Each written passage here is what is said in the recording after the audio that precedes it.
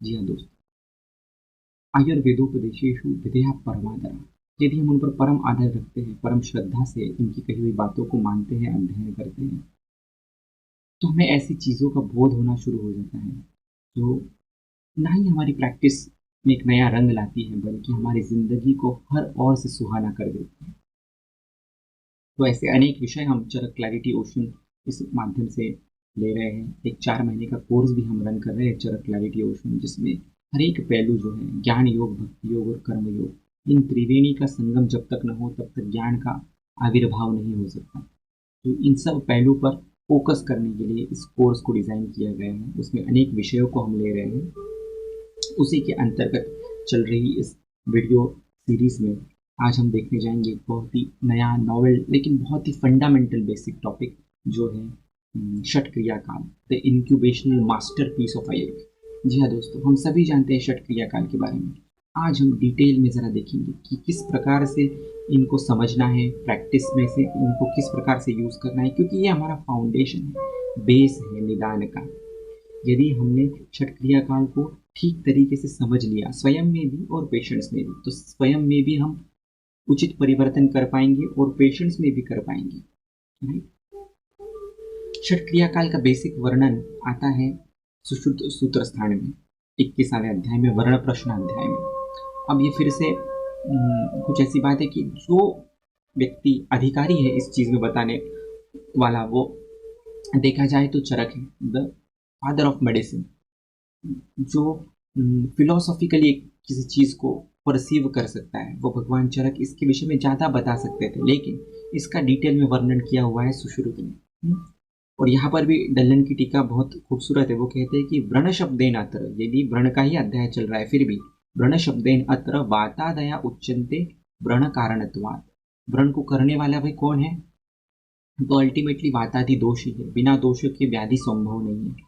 इसलिए षट क्रिया काल का वर्णन व्रण प्रश्न अध्याय में होने आने के बावजूद जो षट क्रिया काल है ये दोषों के लिए है बनाए हुए हैं। इसीलिए इसका अधिकार सिर्फ सुश्रुत तक या सिर्फ शारीर स्थान तक या सिर्फ सर्जिकल व्याधि में न रहते हुए संपूर्ण व्याधियों में इस ओर से, इस एंगल से हमें परीक्षण करना चाहिए, रोगों को, व्याधियों को देखना चाहिए। तो बहुत सारी चीज़ें ये चरक ने इम्प्लाइड, कहीं ना कहीं ये बातें कह दी गई है, लेकिन स्पेसिफिकली इसको षट क्रिया काल इस तरीके से नाम केवल और केवल सुश्रुत ने दिया है। इसलिए हम सुश्रुत की नज़र से देखेंगे और अन्यत्र भी चरक, वाग्भट आदि संदर्भों से इसे समझने का प्रयास करेंगे कि इनका महत्व क्या है। अभी देखिए दोस्तों, इंक्यूबेशन पीरियड की बात तो मॉडर्न भी कहते हैं कि पैथोजन के आने से, सेवन होने से लेकर तो व्याधि के मैनिफेस्टेशन तक जो जो चीज़ें होती है उसे इंक्यूबेशन पीरियड तो नाम उन्होंने भी दे रखा है। लेकिन आयुर्वेद की ब्यूटी यह है कि आइडेंटिफाइंग द एजेंट, जो भी हेतु है, फिर वो निज हो आगंतुज हो, वो हेतु के आइडेंटिफिकेशन से लेकर डिजीज मैनिफेस्टेशन तक और उसके आगे भी उपद्रव उदरक तक की बातें यहाँ पर बताई गई है और हर एक स्टेज के लक्षण दिए हैं और साथ ही साथ चिकित्सा विधि है। मॉडर्न में इंक्यूबेशन पीरियड है, लेकिन उस बीच के पीरियड में क्या करना है ये उनको पता नहीं है। वो ना हो इसलिए क्या करना है वो पता नहीं है, वो हो जाए और विद्रूप अवस्था हो जाए भेद की तो रसायन औषधियाँ क्या होती है ये उन्हें पता नहीं है। ये सिर्फ और सिर्फ आयुर्वेद में है। तो ये हमारी धरोहर है, ये हमारा फंडामेंट है, ये हमारा बेस है, ये हमारा पक्का होना चाहिए, इसलिए इस टॉपिक को लिया गया है। तो आइए स्टेप बाय स्टेप देखते हैं। जो भी संदर्भ मैं दूंगा आपसे अनुरोध है कि उन्हें पढ़िएगा। आज हमारे आयुर्वेद के साथ बहुत बड़ा प्रॉब्लम ये हो रहा है कि बाबा वाक्यम प्रमाणम, हम किसी को भी गुरु मान लेते हैं। किसी को भी क्यों ना कहिए, किसी को भी आप गुरु भले ही मानिए। अभी मैं बोल रहा हूँ तो मैं गुरु हूँ, लेकिन मेरा वाक्य सच हो 100% ये ज़रूरी नहीं है। आप कितनी भी बड़ी व्यक्ति ले लीजिए, आज वो आप्त नहीं हो सकती। वो गुरु हो सकती है लेकिन आप्त नहीं हो सकती। ये कहने का तात्पर्य यह है कि आप आपकी बुद्धि को बंद मत रखिए। जब भी आप किसी को मानो, बहुत सारे अच्छे अच्छे लोग लेक्चर्स दे रहे हैं, उनका पढ़ो, सुनो, समझो, लेकिन ब्लाइंड फेथ मत रखो। बहुत लोगों से, मुझसे भी अनुराग हो गया है कि नहीं सर आप जो बोल रहे हैं वही सही है, आपने पूरा समझ लिया है, आपका ही 100% सही है। नहीं, ऐसा नहीं है। मैंने जितना समझा है, जाना है, उतना मैं आपको बता पा रहा हूँ। मैं भी कंटिन्यूस अध्ययन कर रहा हूँ और यही मेरी भी आपसे अपेक्षा है कि आप भी कंटिन्यूस अध्ययन करते रहिए, नई नई चीज़ों को समझते रहिए।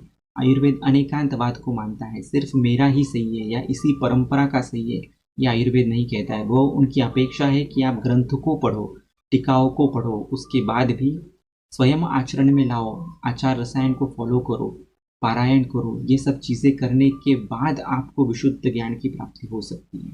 ओके, तो आइए देखते हैं एक ही क्षट क्रिया काल के जो एक एक एस्पेक्ट है और उसको किस प्रकार से समझे, किस प्रकार से चिकित्सा का विचार वहाँ पर करें।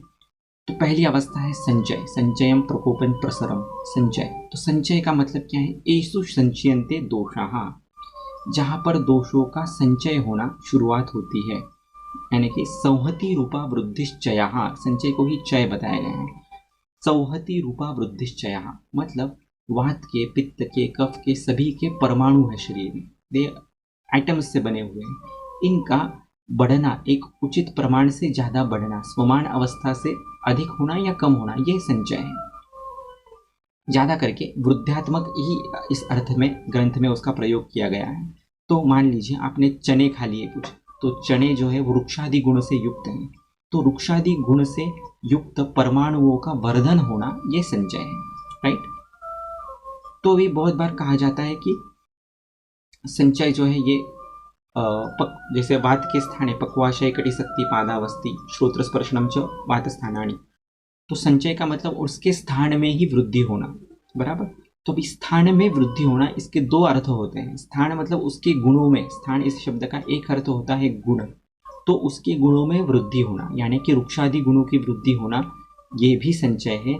और अपने स्थान में, यानी कि जो वात के मुख्य स्थान है पक्वाशय कटिशक्ति आदि में उसका वर्धन होना, ये भी संचय है। देखिए दोनों मीनिंग है, दोनों अपनी अपनी जगह पर बराबर है, दोनों को सही तरीके से आपको समझना है। वात जब बढ़ेगा तो अपने वृक्षादि गुणों के कारण बढ़ेगा, द्रव्यतः गुणतः कर्मतः बढ़ेगा, बराबर।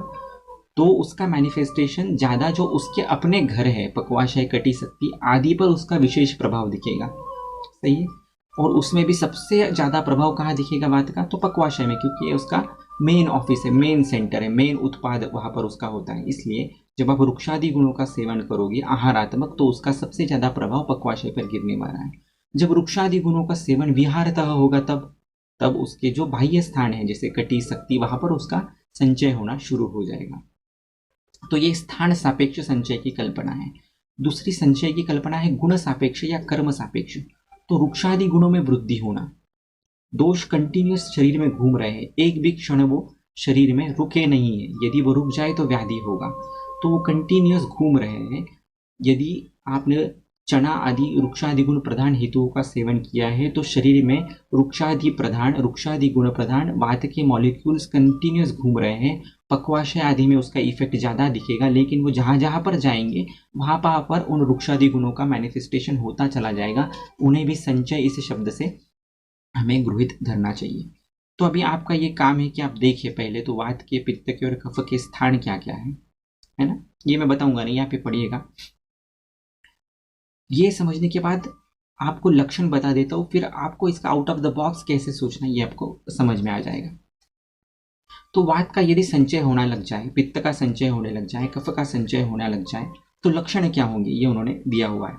तो वात का संचय होना लग जाए तो स्तब्ध पूर्ण कोष्ठता, कोष्ठ में स्तब्धता आना, पूर्ण कोष्ठता आना। अभी वात का संचय जो है इसको किस प्रकार से समझना है, तो ये वात कला कलिया अध्याय में दिया गया है कि वृक्षादि गुण से वात की वृद्धि होती है। इसका अर्थ होता है कि वृक्षादि गुण शरीर में निर्माण होते हैं, वात वहाँ पर रुक जाता है, उसका नाम वात प्रकोप है या उसका नाम वात का संचय होना है। तो जब भी आप किन्हीं भी वृक्ष गुणों का सेवन करोगे तो शरीर वृक्ष गुणात्मक होगा, और ऐसे शरीर में नित्य बहने वाला जो वायु है, नित्य संचरणशील जो वायु नाम की शक्ति है, वो वहाँ पर ठहर जाएगी, रुक जाएगी, और वहाँ पर लक्षणों की निर्मिति होगी, उसका व्यक्तीकरण होगा। तो वात के परमाणु जब वृक्षादि गुणों के कारण, हेतुओं के कारण पक्वाशय में विशेषतः रुक जाएंगे तो जाहिर सी बात है क्या होगा, स्तब्ध पूर्ण कोष्ठता। वायु का मुख्य काम है गति, तो वहाँ पर यदि वो रुक गए तो गति का हनन हो जाएगा, इसलिए स्तब्ध कोष्ठता, पूर्ण कोष्ठता, पेट भरा हुआ सा महसूस होना, कोष्ठ में गति कम हो जाना, इस प्रकार का लक्षण आपको दिखेगा। पेशेंट आपको बताएगा कि पेट भरा भरा सा महसूस होता है, पेट में किंचित शूल महसूस होता है, मल प्रवृत्ति ठीक समय पर नहीं होती है, इन लक्षणों के आधार पर आप संचय की कल्पना जो है वो समझ सकते हैं वात की। अब ये अनुक्त जो बात गई है वो मैं आपको यहाँ पर बताता हूँ। ये उक्त बात है, शब्द पूर्ण कोष्ठता इतना ही उन्होंने वात के संचय में बताया है, लेकिन बाकी जो स्थान है वहां पर भी वात का संचय हो सकता है। यदि सपोज एक व्यक्ति व्यायाम कर रहा है या सपोज टेनिस प्लेयर है, कंटिन्यूअस उसका इस प्रकार से हाथ चलते ही रह रहा है, तो नेचुरल जाहिर सी बात है यहाँ पर चल गुण की वृद्धि होने वाली है। चल गुण की वृद्धि क्षयात्मक ही वृद्धि रहेगी, तो इसलिए यहाँ पर शोषणात्मक संप्राप्ति रहेगी। तो यहाँ पर क्या लक्षण हो सकते हैं ये भी आपको विजुअलाइज करते आना चाहिए, है ना। एषु संचयन्ते दोषा, मान लिया कि सबसे ज्यादा हेतु रसात्मक आहारात्मक ही होते हैं, विहारात्मक हेतु उस दृष्टि से कम होते हैं, लेकिन वैसे भी हेतु हमने समझकर उस स्थान पर संचय हो जाए तो क्या लक्षण हो सकते हैं ये हमें विजुअलाइज करना चाहिए। प्रायः लक्षण कोष्ठ में होंगे, क्योंकि प्रायः हेतु आहारात्मक होते हैं। प्रायः इनके मुख्य स्थान वात पित्त कफ के कोष्ठ ही है, पक्वाशय ले लीजिए या आमाशय ले लीजिए। ये वात पित्त कफ के स्थान वो मेन है, मेन फंक्शनल एरियाज है। लेकिन ऐसा भी बहुत बार हो सकता है कि व्यक्ति का आहार प्रॉपर है, नॉर्मल समय पर खाता है, मात्रा में खाता है, सब कुछ खाता है, लेकिन गति ज़्यादा है, उसका व्यायाम का सेवन ज़्यादा है, तो उसको बाकी के कोष्ठस्थ लक्षण नहीं मिलेंगे, लेकिन रुक्ष चल आदि गुणों की संप्राप्ति यहाँ पर दिखना शुरू हो जाएगा।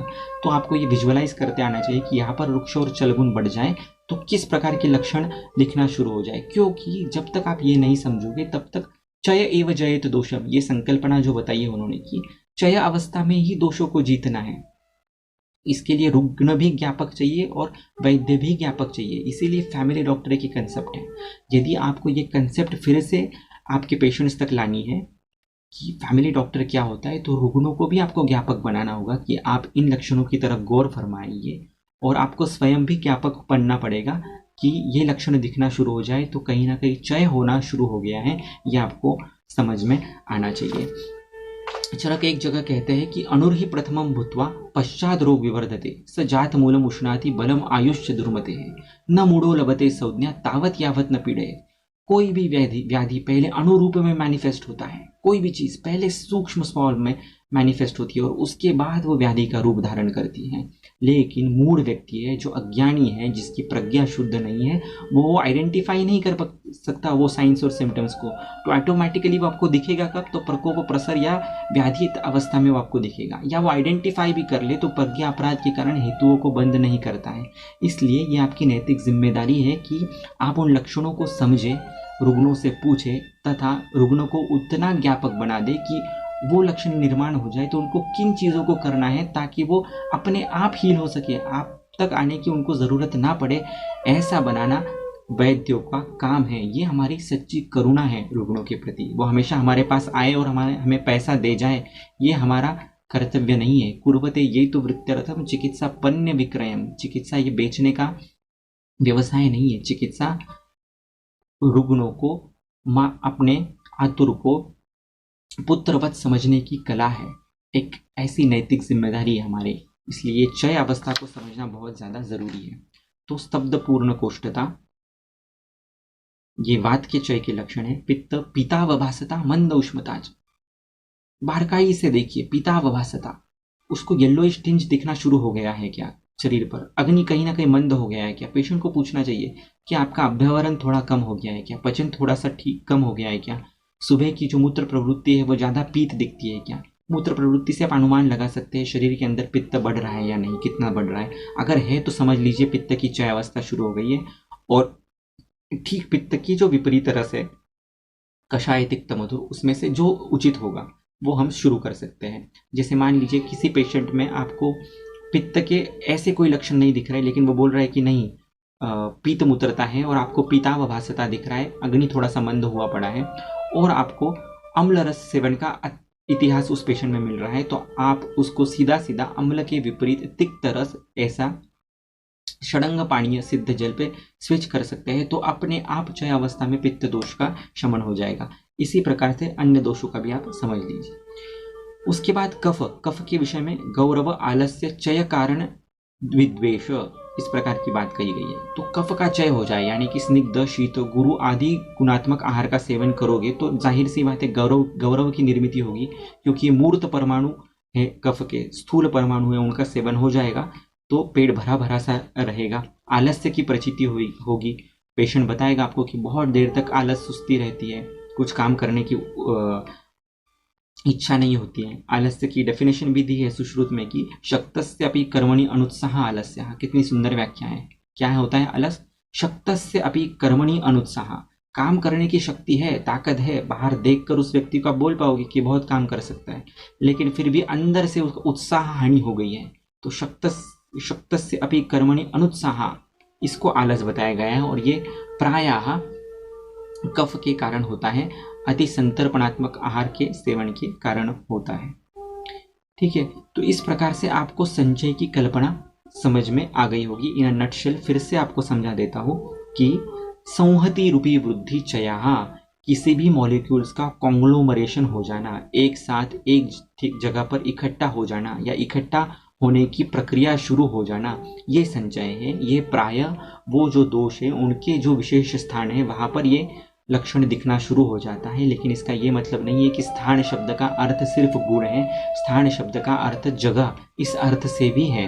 तो पक्वाशय ये स्थान है, वहां पर वात वृद्धि के लक्षण ज्यादा दिखेंगे। पित्त का अधो आमाशय स्थान है, तो वहां पर पित्त वृद्धि के लक्षण ज्यादा दिखेंगे। इस प्रकार से आपको समझना है।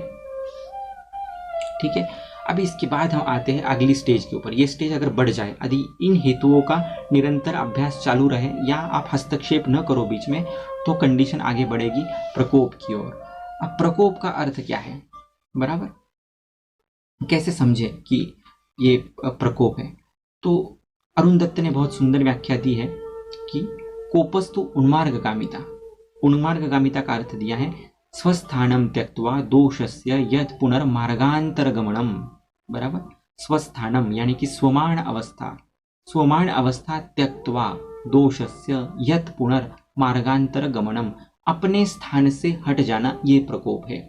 एक रस वैशेषिक करके ग्रंथकार है, रसशास्त्र का ग्रंथ है, उसमें भी एक व्याख्या दी है जो कि कभी हम पढ़ते नहीं उसको उस लिहाज से कि यहाँ पर कुछ हमें निदानात्मक व्याख्याएं मिलेगी, लेकिन वहां पर उन्होंने सुंदर व्याख्या दी है भदंत नागार्जुन ने कि स्वस्थ वृत्ति प्रसंगात प्रच्युतः कोपः। स्वस्थ वृत्ति प्रसंगात प्रच्युतः, नॉर्मल सी से हटना ही प्रकोप है। क्षय होना या वृद्धि होना या वैषम्य होना ही प्रकोप है। नॉर्मल सी जो भी स्वमान अवस्था है, वात पित्त कफ के जो परमाणु जिस प्रमाण में, जिस स्थान में, जिस गुण और कर्म से युक्त होना जरूरी है, उन प्रमाण से हटना, उन गुण और कर्मों से कम या ज्यादा होना, विषमता में आ जाना, ये सब प्रकोप है। सो प्रकोप is a very broad term, है ना। सुश्रुत ने उसको विशिष्ट अर्थ में यूज किया है। वाग्भट और चरक ने प्रकोप प्रसर स्थान संश्रय व्यक्ति यानी कि पूर्ण व्याधि मैनिफेस्ट होने तक के सभी लक्षणों को प्रकोप इस एक शब्द में ढाल दिया है, वो हम बाद में देखेंगे। तो अभी सुश्रुत के अनुसार हम चलते हैं। सुश्रुत के अनुसार प्रकोप की संकल्पना क्या हो सकती है? तो एक हो गया कि जैसे मैंने बताया कि अत्यधिक वृद्धि होना, जैसे पहले संहति रूपी वृद्धि चया, विलयन रूपी वृद्धि प्रकोपः। अभी दोष के जो परमाणु बढ़ना शुरू हो गए थे, जो कुछ परमाणु आ गए थे, उनका विलयन होना, वो और ज्यादा बढ़ना शुरू हो जाना, ये प्रकोप हो सकता है। उनका अपने स्थान से दूसरे स्थान में जाना, ये भी प्रकोप का अर्थ है, जो कि हेमाद्रि ने भी बताया। स्वमार्गाद अन्य मार्गेण गमनम, अपना मार्ग छोड़कर। अपना मार्ग कौन सा है? तो पित्त का मार्ग कौन सा है?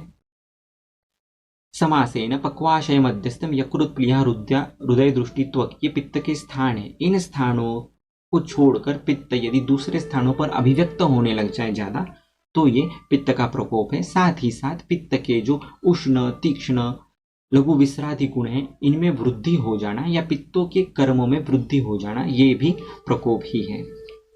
रूप हानिर्वा वृद्धिर्वा रूपांतरम वा प्रकोप, यह हेमाद्रि की बहुत ही सुंदर व्याख्या है।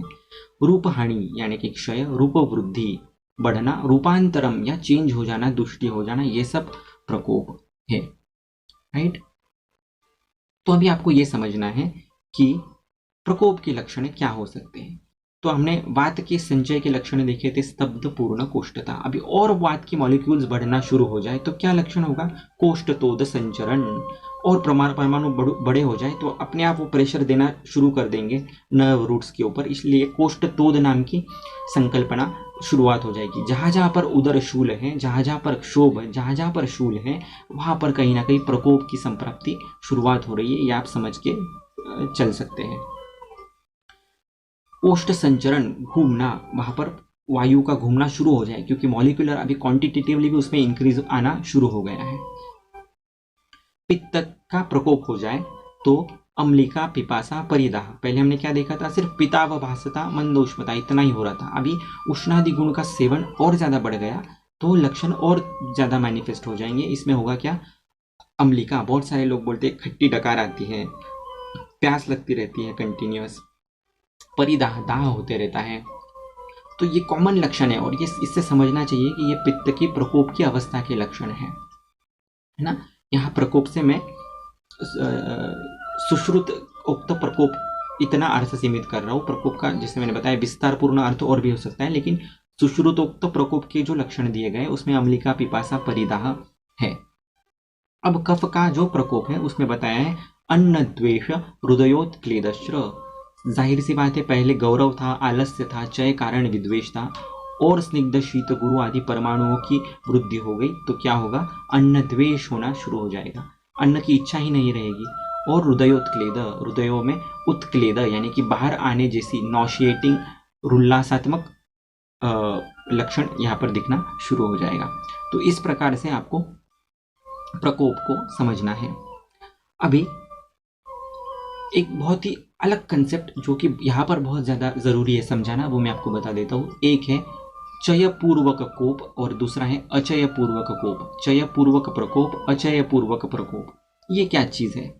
तो चरक चिकित्सा स्थान 30वें अध्याय में कहते हैं कि काठिन्याद ऊण भावात, दोषों का प्रकोप किस प्रकार से होता है, काठिन्याद से या ऊण भाव के कारण। अब इसको समझते हैं एक एक, काठिन्य क्या है और ऊण भाव क्या है, ठीक है।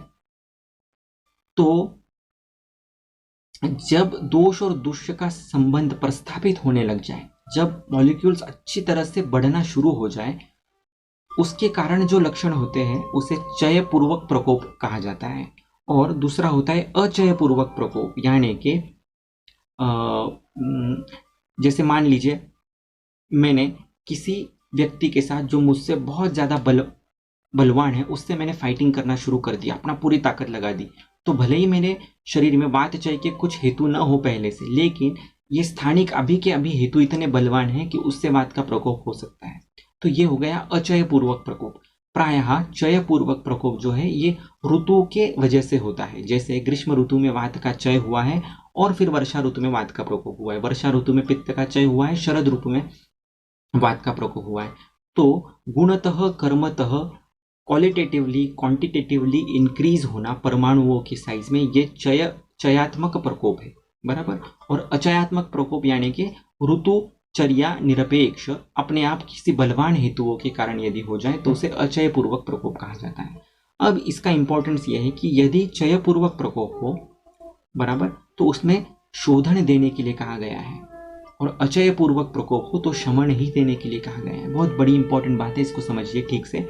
यदि व्यक्ति ऋतुचर्या का ठीक से पालन नहीं कर रहा है, ऋतुचर्या में अपथ्य कर रहा है, कंटिन्यूस ग्रीष्म ऋतु है और ठंडा ही पानी पीते जा रहा है कंटिन्यूस, या बाकी की भी वृक्षादि गुणों का सेवन वहाँ पर कर रहा है, तो आने वाले वर्षा ऋतु में उसका जो प्रकोप होने वाला है वात का, वो चयात्मक रहेगा, qualitative and quantitative increase in परमाणु ऑफ द वायु। वहाँ पर आपको शमन चिकित्सा देने से उतना फायदा नहीं होगा, वहाँ पर आपको उसको शोधन ही देना होगा, बराबर। और दूसरा ऐसा है कि एक व्यक्ति है जो ऋतु में अपने अपने हिसाब से चर्या जो आवश्यक है वो कर रहा है, जहाँ पर शोधन करना चाहिए शोधन भी कर रहा है, या उस ऋतु में अपना पथ्य से रह रहा है, तो उस व्यक्ति में यदि अन्यत्र किसी कारण की वजह से वात के प्रकोप के लक्षण दिखना शुरू हो जाए तो वहाँ पर आपको शोधन नहीं देना है, वहाँ पर शमन देना है। अचय पूर्वक प्रकोप में शमनचर्या आपको देनी है, ऐसा हेमाद्रि कहते हैं। तो ये बहुत ज़्यादा ज़रूरी है। भगवान सुश्रुत कहते हैं क्रियाहीना अतिरिक्ता व साध्येषु अपि न सिद्ध्यति। जिस व्यक्ति में कम चिकित्सा की ज़रूरत है वहाँ पर यदि आप अधिक चिकित्सा दे दो, या जिस व्यक्ति में अधिक चिकित्सा की ज़रूरत है वहाँ आप कम चिकित्सा दे दो, तो दोनों ही सिद्ध नहीं होने वाली है। अतः ये आपको जानना ज़रूरी है कि इस व्यक्ति में चयपूर्वक प्रकोप है, यानी कि संपूर्ण लक्षण लेकर एक दोष बढ़ा हुआ है, या अचयपूर्वक प्रकोप है, किसी निमित्त के कारण उसका दोष दुष्य का उतना संबंध प्रस्थापित न होने के कारण प्रकोप हुआ है, तो वहाँ पर अचयात्मक उसे जानकर सिर्फ सादे मेडिसिन से, सादे पथ्य से भी वो ठीक हो सकता है।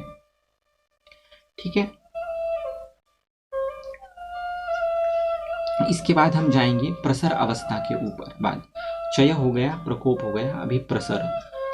अब प्रसर में आप ही विजुअलाइज करना शुरू कर दीजिए। वात को ध्यान में रखिए, वात का चय हुआ था तो स्तब्ध पूर्ण कोष्ठता हुआ, और बढ़ने लग गया तो कोष्ठतोद संचरण हो गया। अब क्या होगा, तो अब और ज़्यादा वो मॉलिक्यूल की साइज बढ़ गई है, क्वालिटेटिवली भी क्वांटिटेटिवली वो और ज़्यादा फैलना चाहेंगे, क्योंकि प्रसर में उन्होंने बताया है कि वायु एव प्रसरण हेतु, प्रसरण कौन करेगा, तो वायु एव हेतु, एव इति अवधारणार्थे, एव बिना वायु के प्रसर हो ही नहीं सकता। तो किसी भी दोषों का प्रसर होने के लिए वायु ही सक्षम है, वायु अकेला ही आवश्यक है।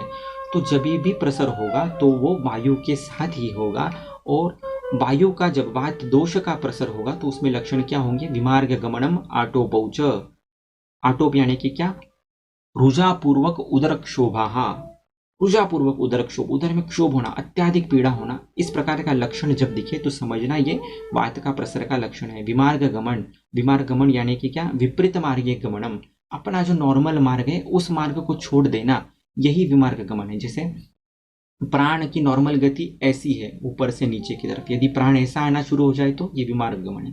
उदान की नॉर्मल गति ऐसी है, वाक प्रवृत्ति प्रयत्न ऊर्जा बलवर्ण स्मृति क्रिया, यदि वो ऐसा होना शुरू हो जाए तो ये उदान का विमार्ग गमन है। तो इस प्रकार से आपको उसे समझना है।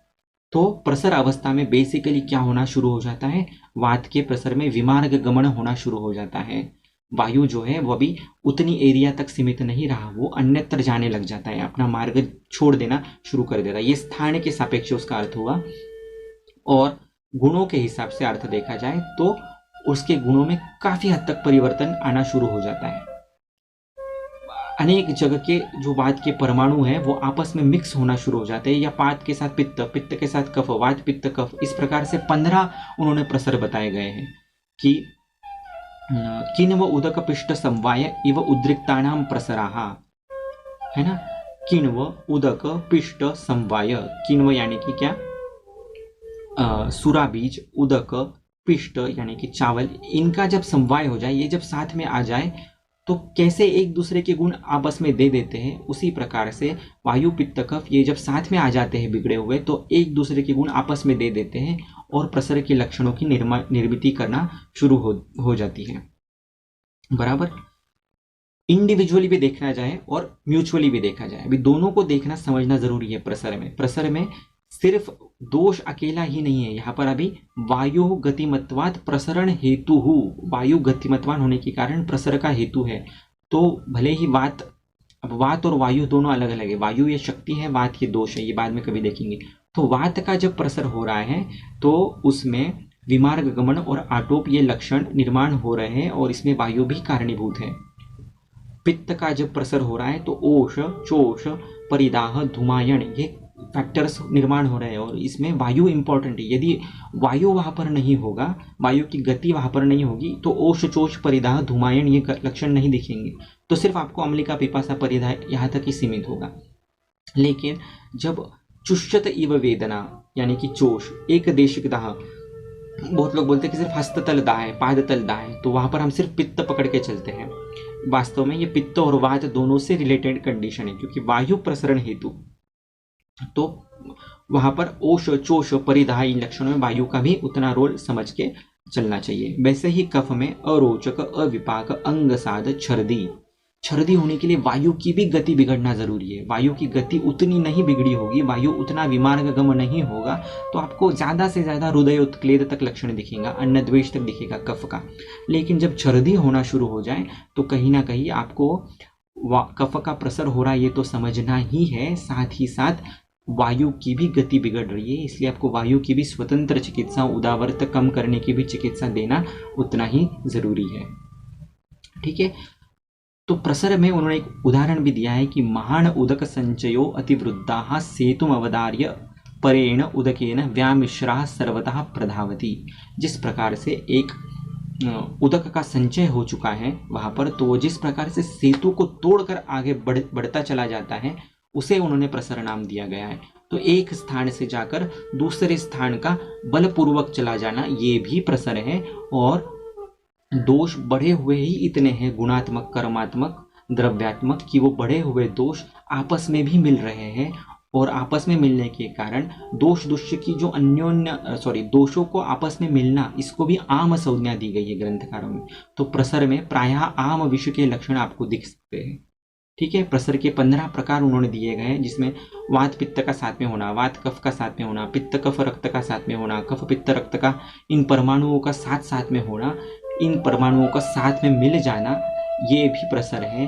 और इसके लक्षण आम विषय सदृश हो सकते हैं। यहाँ पर आपको हेतु विपरीत चिकित्सा करनी है, जो प्रसर के लक्षण बताए उसके विपरीत चिकित्सा करनी है, बराबर है। फिर आम सदृश लक्षण निर्माण हो जाए, इसलिए आम की चिकित्सा प्रायः जो कि अपतर्पण चिकित्सा है वो पर यहाँ पर करना जरूरी है। तो प्रसर शब्द का अर्थ बहुत वाइड है। इट डजेंट ओनली मीन एक जगह छोड़कर दूसरी जगह जाना।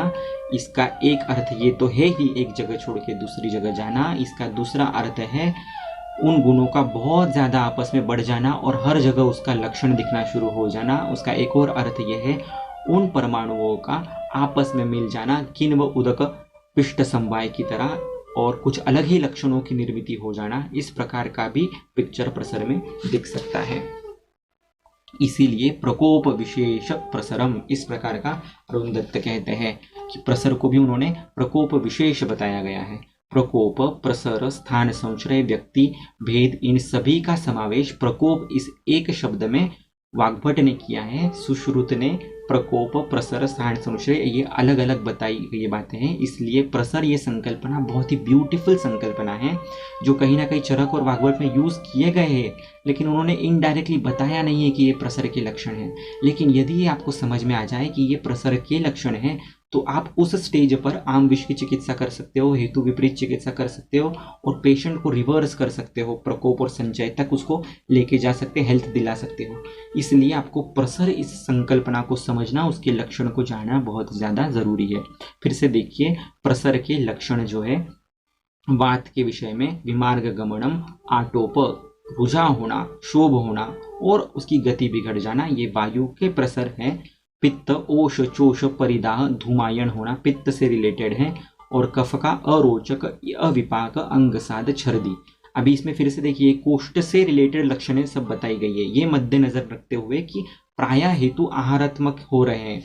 यदि विहारात्मक हेतु हो रहा है तो क्या होगा, ये भी आपको इमेजिन करना है, बराबर है। यदि कोई व्यक्ति उष्ण प्रदेश में ही ज्यादा रह रहा है, या आचार्य लोग रहते हैं जो सिर्फ खाना बनाने का काम करते, कंटिन्यूस गैस के पास ही बैठ रहे हैं, तो उनका तो कोई कोष्ठ से वैसा संबंध नहीं आ रहा है, लेकिन उनका संबंध कहाँ आ रहा है, बाह्यतः आ रहा है, त्वचा का आ रहा है। तो आपको ये भी समझना है कि यहाँ पर उष्ण तीक्ष्ण गुणों का संचय होगा, फिर उष्ण तीक्ष्ण गुणों का प्रकोप होगा, फिर उष्ण तीक्ष्ण गुणात्मक पित्त का प्रसर होना शुरू हो जाएगा। तो लक्षण क्या होंगे, तो लक्षण जरूरी नहीं है कि कोष्ठ के लक्षण हो, वहाँ पर जरूरी नहीं है आपको कि अम्लिका हो, पिपासा हो, परिदा हो, लेकिन यहाँ पर रुक्षता होना, शुष्कता होना, परिदा होना, लक्षण होना शुरू हो जाएगा, दिखेगा, और उसको आप प्रसर से आपको समझना है, बराबर है।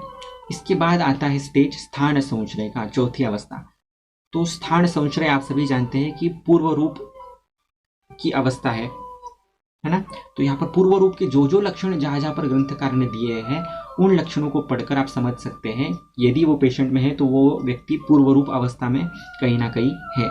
और यहाँ पर आपका फिर से बहुत ज्यादा रोल है कि पंच ज्ञानेन्द्रिय ही परीक्षित कहा गया है। तो पूर्व रूप अवस्था का भी आप आपके चक्षुरेंद्रिय से, घ्राणेन्द्रिय से, स्पर्शनेन्द्रिय के माध्यम से परीक्षण कर कर लक्षणों की निश्चिति कर कर आप स्थान संशय हुआ है क्या नहीं ये समझ सकते हैं। स्थान संश्रय में आपको दोषस्य दूष्यस्य च इति उभयाश्रिता, दोष और दूष्य दोनों की चिकित्सा करना यहाँ पर जरूरी थी। संचय प्रकोप प्रसर तक सिर्फ दोष की ही चिकित्सा कर रहे हैं आप, या तो हेतु विपरीत चिकित्सा कर रहे हैं, निदान परिवर्जन कर रहे हैं, या दोष की चिकित्सा कर रहे हैं। लेकिन स्थान संश्रय में आपको दुष्य की चिकित्सा चालू कर देना है, अभी देना, क्योंकि जो दोष प्रसर अवस्था में थे, जो बढ़े हुए हैं बहुत, वह भी ख वैगुण्य की तलाश में थे, वहां पर आकर रुक गए हैं। इसलिए ये ख वैगुण्य कुछ निर्माण हो चुका है, ये निर्माण हुआ ख वैगुण्य वैसा ही चला जाए ताकि इन दोषों को वहां पर स्थान न मिले, उनकी गति फिर से नॉर्मल होना शुरू हो जाए। इसलिए आपको उस दुष्य का भी एनालिसिस करना जरूरी है, उस व्यक्ति के सारत्व का एनालिसिस करना जरूरी है। मान लीजिए कफ प्रकृति की व्यक्ति है, वो बहुत ही, आपको पता है, स्निग्ध शीत गुरु सब ऐसा आहार ले रही है, जलेबी खा रही है, श्रीखंड बासुंदी ले रही है, शीत जल का सेवन कर रही है, बैठे रह रही है, तो you definitely can see the लक्षण ऑफ चय प्रकोप प्रसर। और आपको पता भी है कि ये व्यक्ति सपोज रक्त असार है, तो उसके जो लक्षण है वो रक्त धातु पर होने की संभावना ज्यादा होगी, उसको रक्त प्रदान कुष्ठ होने की संभावना ज्यादा होगी। इसलिए आपका काम है कि आप रक्त को तभी से बल देना शुरू कर जाए जब आपको दिखने लग जाए कि ये पेशेंट में संचय प्रकोप प्रसर की अवस्थाएं निर्माण हो चुकी हैं या उस प्रकार के हेतु कंटिन्यूस चालू है। ठीक है, अब इसमें चतुर्थ क्रियाकाल में एक थोड़ी सी अलग शेड आपको बताना चाहूंगा जो वृद्ध वैद्य में बताई गई है। ग्रंथकार में वैसा डायरेक्ट निर्देश नहीं है। उसमें 3 प्रकार हैं, धात्वानुसारी, धात्वाश्रयी और धातुगतत्व। ठीक है, धात्वानुसारी मतलब बहुत सारे लोगों को ऋतु संधिकालीन लक्षण दिखते हैं, या क्लाइमेट चेंज हो जाए तो बहुत लोग बोलते हैं ना मुझे सर्दी हो गई, जुकाम, खांसी, ज्वर, अतिसार, छर्दी, आम बात, इसे ऋतु संधि काल में होता है, फिर से नॉर्मल हो जाता है। ये सभी लक्षण कहीं ना कहीं स्थान संश्रय से रिलेटेड है, और वो भी धात्वानुसारी, यानी कि दोष जो है संचय प्रकोप प्रसर कर कर स्थान संश्रित हुआ है, लेकिन धातुओं से स्थान संश्रित हो चुके हैं, धातु से संबंध में आ रहे हैं कंटिन्यूअसली। ओके, तो उनमें ये लक्षण शुरू हो जाता है। इससे और थोड़ी डीप संप्राप्ति चली जाए तो उसे कहे जाते हैं धात्वाश्रयी। यहाँ पर दोष दुष्य सम्मूर्छना होना शुरू हो जाता है, और यहाँ पर साम धातु की निर्मिति होना या मल की निर्मिति होना शुरू हो जाता है। और इससे बाद भी यदि आप हेतु बंद नहीं करो और काल के कारण संप्राप्ति गंभीर हो जाए तो और डीप चला जाता है, और उसे कहते हैं धातुगतत्व। जैसे एक मिट्टी का घड़ा है, उसमें से आप दधी निकाल भी दो तो बाद में उसमें आपने दूध डाला भी तो पूरा दधी निकाल दिया, क्लीन कर दिया, और उसमें दूध डाला तो भी वो फटता है दूध। क्यों? क्योंकि उसके अणु रेणु में वो दधी के मॉलिक्यूल्स चले गए हैं। उसे कहते हैं धातुगतत्व, यानी कि एकदम माइन्यूट लेवल तक उन दोषों का धातुओं में फैल जाना, एक बिल्कुल फेविकॉल की तरह चिपक जाना, है ना। तो धात्वानुसारी, धात्वाश्रयी और धातुगतत्व। धात्वानुसारी का अर्थ आप ऐसा ले सकते हैं कि सिर्फ आपने किसी सादे गम से उसे चिपका दिया है, ये धात्वानुसारी है, उसको इजीली आप निकाल सकते हैं। फिर धात्वाश्रयी, आपने किसी और कॉम्पैक्ट एजेंट से, मान लीजिए किसी जो पट्टी होती है उससे आपने उसको चिपका दिया है, तो उसे आप कह सकते हैं धात्वाश्रयी। और धातुगतत्व यानी कि आपने उसको फेविक्विक के फेविकॉल से ही जब दोष और दुष्य बंध गए हैं तो उसे अशक्य है आपको तोड़ पाना, वो तो उसके लिए आपको रसायन चिकित्सा की और भेदन चिकित्सा की साथ ही साथ जरूरत पड़ने वाली है। ये भेद स्थिति में आपको दिखेगा। तो बेसिकली स्थान संश्रय में कहने का अर्थ यह है कि यहाँ से शुरुआत हो जाती है, या तो दोष धात्वानुसारी हो जाएगी, धात्वाश्रयी हो जाएगी, या धातुगतत्व प्राप्त होना इन्हें शुरू हो जाएगा। यदि आप दुष्य की चिकित्सा कर दो यहाँ पर तो रिवर्स गति चालू हो जाएगी, प्रसर, प्रकोप, संचय और व्याधि ठीक हो जाएगा। नहीं करो आप दुष्य की चिकित्सा तो धात्वानुसारी होंगे, फिर और खवैगुण्य मिलेगा, उस व्यक्ति का जैसा सार है, संवहन है, उसके हिसाब से वो और धातु तक संप्राप्ति डीप होती होती व्यक्ति और भेद तक चली जाएगी।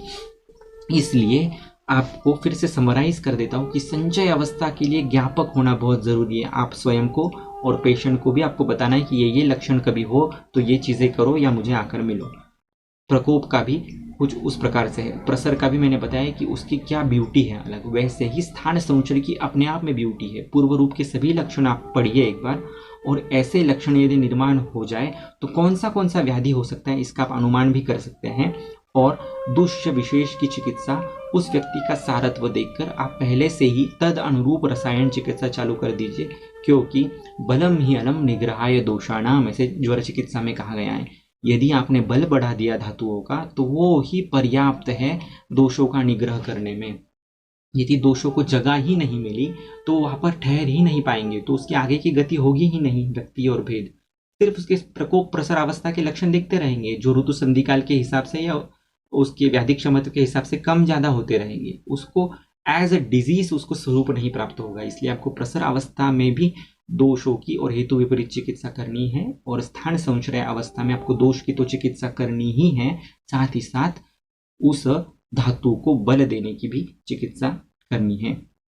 ठीक है, अभी इसके बाद आता है नंबर व्यक्ति का, यानी कि प्रॉपर लक्षण अभी पूरी तरह से निर्माण हो चुके हैं, बराबर। जैसे संताप लक्षणों ज्वरहा, शरण लक्षणमो अतिसारा। संताप आना शुरू हो गया, इसका मतलब समझ लिया भी ज्वर आ गया है। शरण होने की प्रक्रिया शुरू हो गई पूरी तरह से कंटिन्यूअसली, तो समझ लीजिए अतिसार हो गया। इस प्रकार का स्पेसिफिसिटी जब आ जाए, जैसा ग्रंथ में बताया वैसा लक्षण निर्माण होना शुरू हो जाए, तो ये व्यक्ति है। तो वो व्यक्ति इस व्यक्ति अवस्था में क्यों पहुंचता है? डायरेक्टली तो कभी नहीं पहुंचेगा, इसी स्टेज से पहुंचेगा। संचय में उपेक्षा कर दी, ज्ञान नहीं होने के कारण, प्रकोप में ज्ञान नहीं होने के कारण, रुग्णों के वैद्य के पास नहीं जाने के कारण, प्रसर में गया भी लेकिन वैद्य उसको पहचान नहीं पाया, तो स्थान संशय में गया लेकिन धातुओं की चिकित्सा नहीं की, तो इतनी स्टेजेस क्रॉस करके वो व्यक्ति इस अवस्था में जाता है, तब जाके उसे फुल फ्लेज्ड कोई व्याधि होता है। तो नॉर्मली 75% पेशेंट जो आपके पास आते हैं वो या तो संचय, प्रकोप, प्रसर या स्थान संशय अवस्था में ही होते हैं। इसीलिए आपको हेतुओं का ज्ञान होना, दोषों का ज्ञान होना, दोष विपरीत चिकित्सा का ज्ञान होना और स्थान बल्य चिकित्सा का ज्ञान होना बहुत ज़्यादा ज़रूरी है। बहुत ही कम लोग ऐसे हैं जो फुल फ्लेज्ड डिजीज लेकर आपके पास आते हैं। व्यक्ति और भेद, जिसे आप ज्वर भी कहते हो, तो वो ज्वर भी बहुत बार लक्षणात्मक होता है, ना कि व्याधि स्वरूप। अतिसार भी बहुत बार लक्षणात्मक होता है। फुल फ्लेज्ड अतिसार वाला व्यक्ति में बाकी भी बहुत सारे लक्षण रहेंगे। वैसे पेशेंट्स हमारे पास कम आते हैं। ये पेशेंट्स एक तो चिरकालीन होते हैं, या तो फिर अत्ययिक अवस्था के जो पेशेंट्स होते हैं, जो फुल फ्लेज्ड व्यक्ति या भेद में हमारे पास आते हैं। ज़्यादा करके लक्षण जो है ये संचय, प्रकोप, प्रसर, स्थान संशय के होते हैं जो हमारे पास पेशेंट बन करके आते हैं। इसलिए षटक्रिया काल का बहुत ज़्यादा महत्व है, ताकि हम उन अवस्थाओं को समझ पाए जिसका पूरा निर्देश डायरेक्टली ग्रंथ में कहीं पर किया हुआ नहीं है। जब व्यक्ति पूरी तरह से आपको पता चल जाए कि नहीं, ये ज्वर का ही पेशेंट है, ये कैंसर का ही पेशेंट है, या अतिसार का ही पेशेंट है, तो आपको व्याधि प्रत्यनिक चिकित्सा यहां पर देनी है। तब तक आपको व्याधि प्रत्यनिक चिकित्सा देनी ही नहीं है। पेशेंट कुष्ठ का हो तो संचय में हो तो उसको वैसे विपरीत, प्रकोप में, प्रसर में, स्थान संशय में भी हो तो बाउंस धातु को बल देने वाली चिकित्सा देना है। लेकिन जब कुष्ठ अपने संपूर्ण लक्षण के साथ व्यक्त हो जाए, तब जाके आप उसको खदिरारिष्ट, ये व्याधि प्रत्यनिक दवाई दे सकते हैं। तत्पूर्व ग्रंथकारों की ये अपेक्षा है कि आप हेतु विपरीत चिकित्सा करो, हेतु व्याधि विपरीत चिकित्सा करो, स्थान बल देने वाली चिकित्सा करो। तब तक आप व्याधि विपरीत चिकित्सा मत करो। आप जितना मोह रखोगे कि पेशेंट कुष्ठ का आ गया और उसको दे दिया खदिरारिष्ट, तो वैसा हमेशा सिद्ध नहीं होता है, क्योंकि क्रियाहीना अतिरिक्ता व साध्येष्वपि न सिद्ध्यति। क्रिया कालम न हापयेत। योग्य काल में योग्य चिकित्सा करनी चाहिए। कम चिकित्सा भी गलत है, अतिरिक्त चिकित्सा भी गलत है। ठीक है, इसके बाद आती है व्यक्ति के आगे की अवस्था आती है भेद। अब भेद का इन्होंने 2-3 अर्थ दिए हैं। एक अर्थ होता है दीर्घकाल अनुबंध, एक व्याधि का बहुत दिन तक बना रहना, जैसे गृहिणी के पेशेंट में होता है, उसे भेद कहा गया है। व्याधियों का उदर का आना शुरू हो जाना, यानी कि उत्तरकालीन फल, यानी कि पेशेंट गृहिणी का था और उसे बाद में गृहिणी की वजह से ज्वर आना शुरू हो गया, गृहिणी की वजह से बाद में दौर्बल्य आना शुरू हो गया। इस प्रकार के लक्षण जब निर्माण हो जाए तो भी उसे उदर का माना गया है। और किसी ने अन्य मत से दुष्य भेद, यानी कि या दोष के भेद, ज्वर हो गया है तो ज्वर का वातज ज्वर, पित्तज ज्वर, कफज ज्वर, इस प्रकार से दोषात्मक उसका भेद जब आपको समझ में आने लग जाए तो वो भेद है, ऐसा भी एक अर्थ है। तो हमें हमेशा टीकाएं पढ़नी चाहिए, अलग अलग मतों को देखना चाहिए। कोई सही या कोई गलत ऐसा नहीं होता है। बहुत बार सभी व्यक्ति, सभी जो ग्रंथकार होते हैं वो सही होते हैं। सबका देखने का सिर्फ नजरिया अलग अलग होता है, अलग अलग कॉन्टेक्स्ट से अलग अलग बातें कही हुई रहती है, ये हमें समझना होता है। तो भेद अवस्था में बहुत जरूरी है आपको ये समझना कि भेद में होता क्या है। आश्रय नाशाद आश्रितस्यपि विनाशः। प्रायः भेद में मर्म का घात होना शुरू हो जाता है। जो भी प्रमुख मर्म है, फिर वो हृदय बस्ती नाभि ले लीजिए या 107 मर्म ले लीजिए, वहाँ पर लक्षण दिखना शुरू हो जाता है, वहाँ पर प्राण का संचार होना कम हो जाता है। तो इसीलिए भेद अवस्था जो है ये अत्ययिक अवस्था भी है और जीर्ण व्याधि की भी अवस्था है। तो जीर्ण ग्रहणी के पेशेंट, जीर्ण ज्वर के पेशेंट्स, जीर्ण कैंसर के पेशेंट्स ये भी भेद में आएंगे, और आईसीयू की जो जो इमरजेंसी कंडीशंस है और जो जो एक्सीडेंटल ट्रॉमाज इंजुरीज की कंडीशन है वो भी सभी भेद में आएगी। और आश्रय नाशाद आश्रितस्यपि विनाशः, ये चरक सिद्धि 9 में कहा है कि आश्रय का नाश हो जाए, मर्म का नाश हो जाए, तो उसके जो आश्रित चीजें हैं, जैसे हृदय के आश्रय से कौन रहता है, तो षडंग, पूरा शरीर जो है वो हृदय के आश्रय से रहता है, उसका भी नाश होना शुरू हो जाएगा। इसलिए इस स्टेज पर मर्म रक्षा को बहुत ज्यादा महत्व दिया गया है। मर्म का अर्थ होता है अस्थि, सिरा, स्नायु, संधि, सन्निपातः, जहाँ पर ये सभी लोग एक साथ आकर मिलते हैं वो मर्म होता है। जहाँ पर प्राण की विशेष अभिव्यक्ति होती है वो मर्म होता है। इसीलिए ये मेरा आउट ऑफ द बॉक्स सोच है कि जब भी पेशेंट भेद अवस्था में आ जाए, इमरजेंसी कंडीशंस आ जाए, कैंसर की कंडीशन आ जाए, तो वहाँ पर आपको संधानीय महाकषाय चलाना चाहिए। बहुत ही ब्यूटीफुल महाकषाय है संधानीय महाकषाय। संधान का अर्थ होता है जोड़ना, किसी भी अच्छी दो चीजों को जोड़ना संधान है। हमारा जो शरीर है वो सत्व आत्मा शरीर इन तीनों के संयोग से बना हुआ है। ऐसे चरक सूत्र 1 में पहला कोई गुण आया है तो वो आया है संयोग। तो सत्व आत्मा शरीर इन तीनों को आपस में जोड़े रखना, इनमें प्राणों को अभिव्यक्त करते रखना, ये संयोग का काम है, ये संधान के कारण है। और जब ये संधि जो है इन तीनों का शिथिल होने लग जाए तब व्याधियां मैनिफेस्ट हो जाती है, तब व्यक्ति मृत्यु की ओर बढ़ने लग जाता है। ऐसे हर एक स्टेज में आपको संधानीय महाकषाय देना जरूरी है। संधानीय महाकषाय के द्रव्य आप देखोगे तो बहुत ब्यूटीफुल द्रव्य है, मधुक, मधुपर्णी, कृष्णपर्णी, अंबष्ठा, प्रियंगु, लोद्र, धातकी, इस प्रकार से कुछ पुरुष संग्रहणीय के द्रव्य है, जो कि पुरुष संग्रहण यानी कि पुरुष धरा अस्थि धरा कला, यानी कि अस्थि को धारण बढ़ाने वाला कुछ द्रव्य है। उसमें कुछ द्रव्य शोणित स्थापन है, जो प्राणो ही शोणितम अनुवर्तते बताया गया है, और कुछ द्रव्य अंगमर्द प्रशमन के यानी कि माउंस पे काम करने वाले हैं। और चक्रपाणी कहते हैं कि रक्त, मांस और अस्थि, इन 3 धातु के ऊपर आपका व्याधि क्षमत्व यानी कि बल जो है वो निर्भर करता है। तो संधानीय कषाय के द्रव्य कुछ ऐसे हैं जो आपके रक्त, मांस और अस्थि के संधान को दृढ़ करते हैं शरीर अंतर्गत और आपका बल बढ़ाते हैं। तो ये भेद में कहने का तात्पर्य इतना ही था कि भेद इस कंडीशन में मर्मों की हानि होने की श्रृंखला शुरू हो जाती है। तो यहाँ पर वैद्य का सबसे बड़ा कर्तव्य होता है मर्म रक्षण करना। उसमें बहुत सारे द्रव्य आप यूज कर सकते हैं, उसमें शिखर पर कोई है मेरे हिसाब से तो वो है, सग्रंथ में लिखा हुआ नहीं है कहीं पर, ये ऊहन से आई हुई बात है, तो वो है संधानीय महाकषाय। बाकी भी यथा योग्य आप स्वर्ण मालिनी, वसंत कल्पा, अभ्यंग आदि कर्म और मर्म रक्षा की बाकी जो भी चीजें वो इस अवस्था में आपको करनी चाहिए। ठीक है, तो इस प्रकार से हमने पूरा का पूरा समझ लिया षटक्रिया काल, संचय, प्रकोप, प्रसर, स्थान संचय, व्यक्ति भेद। अभी इसी को अलग नजरिए से फिर से देखते हैं। चय मतलब ही संचय, कोप का अर्थ वाग्भट और चरक के टर्म्स में कोप का मीनिंग हो सकता है प्रकोप और प्रसर। तो प्रकोप और प्रसर के जो लक्षण सुश्रुत षटक्रिया काल में बताए गए हैं, उन लक्षणों को देखकर आप कोप का अर्थ लगा सकते हैं। फिर स्थान संश्रय में स्वलक्षण दर्शन और अस्वास्थ्य, इन लक्षणों से भी उसका अनुमान लगाया जा सकता है।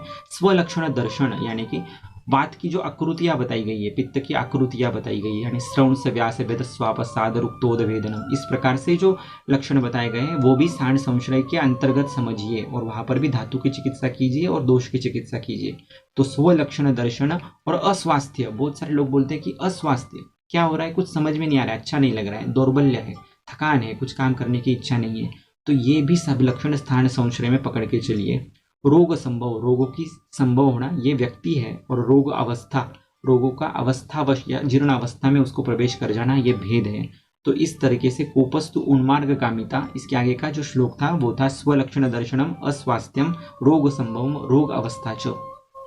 इस प्रकार पूरे के पूरे षटक्रिया काल को हम संचय और प्रकोप, प्रकोप इस वर्ड में हम प्रकोप, प्रसर, स्थान संश्रय, व्यक्ति भेद, इन सभी का समावेश कर सकते हैं, और उसको देखने का जो स्पेक्टेकल्स है, जो ऐनक है, जो चश्मा है, वो सुश्रुत का हम रखेंगे तो हम इजीली समझ पाएंगे। अब प्रैक्टिकली भी इसको बहुत इजीली हम देख सकते हैं, वात का क्षय हो रहा है नहीं, पित्त का हो रहा है या नहीं, किस प्रकार से समझे। तो नॉर्मली खाने के बाद मल प्रवृत्ति के बाद उदर मार्दव होना चाहिए, लाघव होना चाहिए, और पीड़न के बाद दर्द नहीं होना चाहिए। यदि ये लक्षण मिलना शुरू हो जाए कि मल प्रवृत्ति के बाद भी जाड्य है, मल प्रवृत्ति के बाद भी गौरव है, और मल प्रवृत्ति के बाद यदि आप पेट दबा करके देखो पेशेंट का तो दर्द हो रहा है, तो कहीं ना कहीं समझना कि वहां पर वात का षट क्रियाकालीन संचय और प्रकोप होना शुरू हो चुका है। इसलिए आपको वही के वही तद विपरीत चिकित्सा जो है उष्ण गुण प्रदान, स्निग्ध गुण प्रदान देना शुरू कर देना चाहिए। बराबर। इसीलिए सभी के सभी स्रोतसों का परीक्षण करना बहुत ज्यादा जरूरी है, तभी आपको समझ में आएगा कि वो कौन सी अवस्था में कौन से दोष घूम रहे हैं। ठीक है।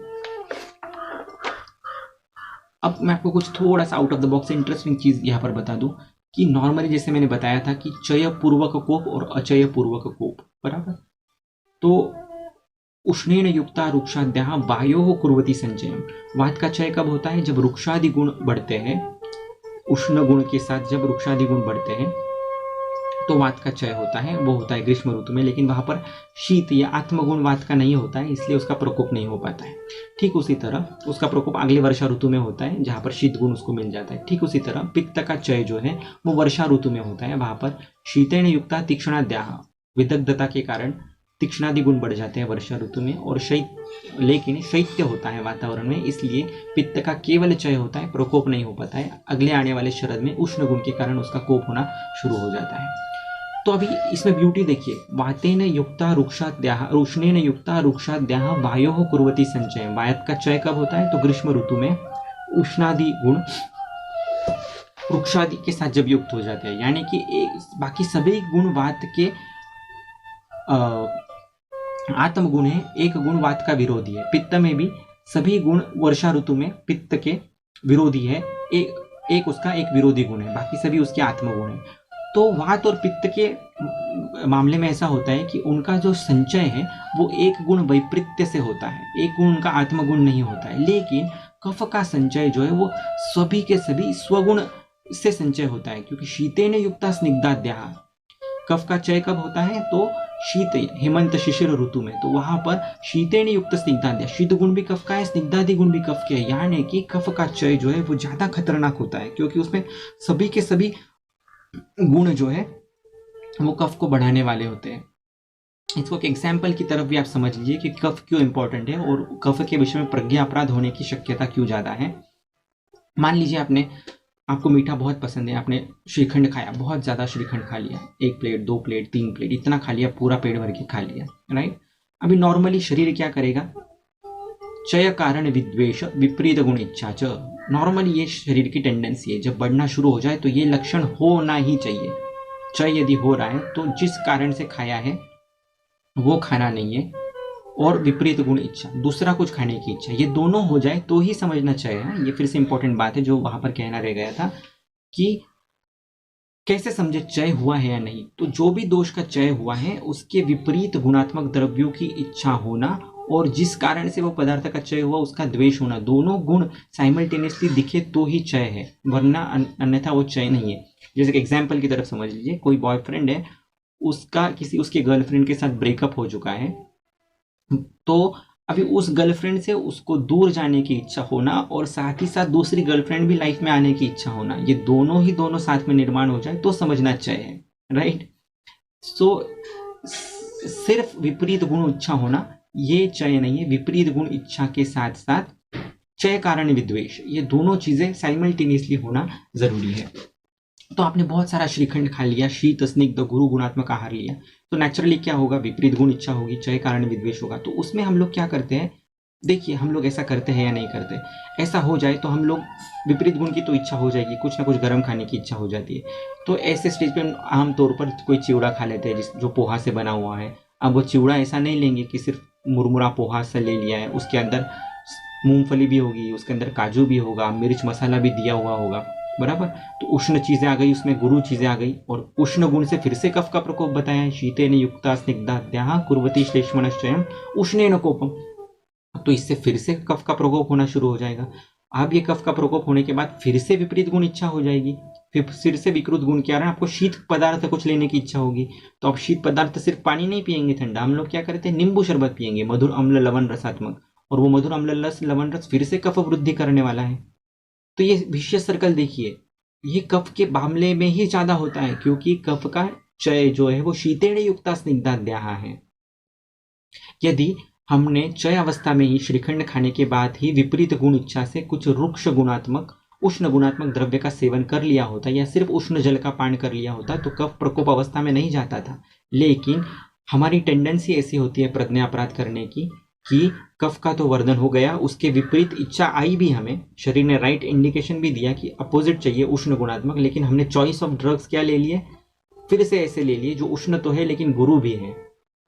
तो वहां पर हमारा काम था उसे उष्ण रुक्ष गुणात्मक कुछ देने की, ताकि कफ का वहां से वहां शोषण हो जाए। लेकिन हमने उसे दिया क्या, तो उष्ण गुणात्मक हेतु दिए, गुरु गुणात्मक देते रहे, जिससे उसका बल्क क्वांटिटी बढ़ गई। उसके बाद भी विपरीत गुण इच्छा हुई, वहां पर भी आप शीत गुण दे देते तो शायद उसका शमन हो जाता था, लेकिन आपने शीत के साथ उसको मधुर अम्ल लवण रस दे दिया, जिससे और बल्कली कफ की इंक्रीज हो गई। ऐसा वात पित्त के मामले में इतना नहीं होता है जितना कफ के मामले में होता है, क्योंकि कफ का चय स्निग्ध शीत से होता है, और इसी की वजह से वो विपरीत गुण इच्छा जो है वो गड़बड़ कर देती है कफ के मामले में। इसीलिए प्रायः संतर्पणार्थ रोग होते हैं, प्रायः आमाशयोत्थ रोग होते हैं। इसीलिए लौल्य से जो रोग होते हैं वो कफ के रोग ज्यादा खतरनाक होते हैं, ज्यादा डेंजरस होते हैं। वायु पित्त के कारण तो रोग होते ही है, लेकिन कफ के रोग कुछ इस चय का कुछ अलग व्यापार होने के कारण, चय प्रकोप का कुछ अलग व्यापार होने के कारण कफ में इसके लक्षण कुछ विपरीत तरीके से हमें दिखते हैं। अभी इतना समझने के बाद आपको चिकित्सा में ये हमेशा ध्यान में रखना है कि किम गुणेन प्रकोपिता वायु, ये अष्टांग संग्रह में कहा है, आपको देखना है किस गुण से प्रकोपित हुआ है वायु, रुक्षेण शिशिरेण विहारेण, किस गुण से उसका प्रकोप हुआ है, तद विपरीत आपको चिकित्सा देनी है। राइट, किसी का मधुर रसात्मक कफ प्रकोप के लक्षण है तो आपको कटु रस ही वहां पर देना है। मधुर का विपरीत रस होता है कटु, अम्ल का होता है तिक्त, और लवण का विपरीत रस होता है कषाय। तो यदि आपको किसी में लवण रस का हेतु मिल जाए ज्यादा, और उसमें पित्त वृद्धि के लक्षण आपको दिख जाए, पित्त प्रकोप के लक्षण दिख जाए, मान लीजिए किसी में आपको लवण रस का अति सेवन का इतिहास मिलता है और आपको पिपासा परिदाह आदि लक्षण दिखना शुरू हो जाए, तो आपको तद विपरीत, लवण के एग्जैक्ट विपरीत कोई रस है तो वो है कषाय रस। आप उसको सिर्फ गैरिक भस्म, गैरिक चूर्ण भी दे दे तो भी उसका पित्त का प्रकोप की जो अवस्था है वो कम हो सकती है वहां के वहां। तो इस तरीके से एग्जैक्ट पिन पॉइंट ट्रीटमेंट करने के लिए ये षट क्रियाकाल बना हुआ है, द इंक्यूबेशनल ट्रीटमेंट ऑफ आयुर्वेद। हर सूक्ष्मता से एनालिस किया हुआ है हर एक चीज का, और हर एक स्टेज पर चिकित्सा दी गई है। ये हमें सिर्फ आइडेंटिफाई करना है, देखना है खुली नजरों से, किताबें खोलकर, चक्रपाणी टीका खोलकर, और पेशेंट को अच्छी तरह से ऑब्जर्व कर कर, ताकि हम एग्जैक्टली विपरीत चिकित्सा देकर उसमें यश संपादित कर सकें। ओके, आपको जो भी कोई और डाउट्स होंगे इससे रिलेटेड तो मुझे व्हाट्सएप कीजिएगा 9503504200 पर। मेरा नाम है वैद्य मयूर सुराना। हम लोग चरक क्लैरिटी ओशन करके एक बहुत ही खूबसूरत कोर्स चलाते हैं, डिवाइन वैद्यत्व करके एक ग्रुप चलाते हैं, जहाँ पर आपको हर चीज़ जो ज़रूरी है आयुर्वेद सीखने के लिए वो समझाई जाती है।